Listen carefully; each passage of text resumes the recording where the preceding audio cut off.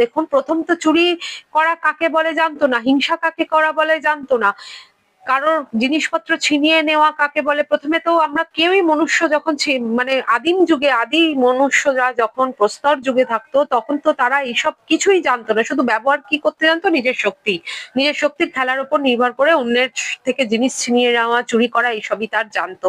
কিন্তু মহাপুরুষ রাই তো এগুলো চিনিয়ে দেয়, বা সন্তরাই আমাদের চিনিয়ে দেয় যে কোনটা ঠিক আর কোনটা ভুল। পশুদের মধ্যেও কিন্তু এই একই রীতি দেখুন এখনো চলে আসছে। তারা কিন্তু একে অন্যের সাথে মারামারি করে ঠিক ভুলের বিচার না করেই সেই একই রকম ভাবে অন্যের জিনিস ছিনিয়ে নেয়।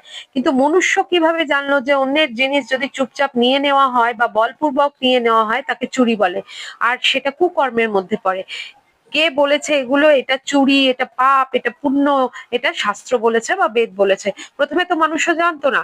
যেমন যেমন মানুষের বিকাশ হয়, তার চেতনার বিকাশ হয়, তখন সেই চেতনার যারা বৈজ্ঞানিক ছিলেন, মুনি ঋষিরা, তারা আত্মার উপর বিভিন্ন রকমের প্রয়োগ করেছেন, চেতনার উপর অনেক পরীক্ষা নিরীক্ষা করেছেন এবং বলেছেন বাস্তবে জীবাত্মা কি আর পরমাত্মা কি।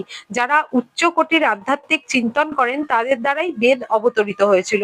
যত দিব্য বাণী আছে তা কোনো না কোনো মহাপুরুষের মাধ্যমেই অবতরিত হয়েছে।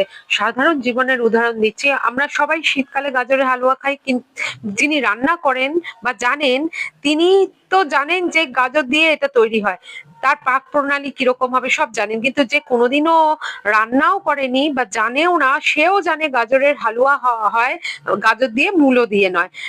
সে কিন্তু জানে যে মূলো দিয়ে মূলোর পরোটা হতে পারে, সেটা সুস্বাদু হয়, আর গাজর দিয়েই হবে হালুয়াটা। সুতরাং সে কি করে জানলো?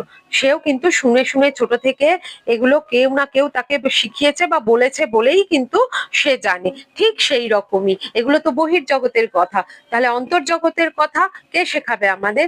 এই মুনি ঋষিরাই শিখিয়ে গেছে। তারা যখন চেতনার বিকাশ হয়েছে, পরীক্ষা নিরীক্ষা করেছেন, তখন তারা এই কথাগুলো শাস্ত্রে লিপিবদ্ধ করে গেছেন।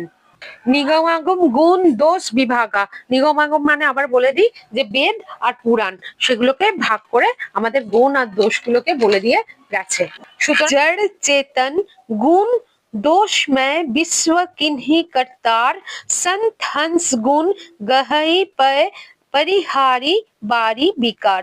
জড় চেতন মানে আমরা জানি, গুণ দোষময় সেটাও আমরা জানি, বিশ্ব মানে জানি, কিন্হি কর্তার মানে ঈশ্বর, সন্ত হংস মানে হচ্ছে হংসরূপী সন্ত, গুণ গাহি মানে গুণরূপী দুধ গ্রহণ করেন, আর পরিহারি বাড়ি বিকার মানে পরিহারি মানে ত্যাগ করা, আর বাড়ি বিকার মানে হচ্ছে জলরূপী যে বিকার।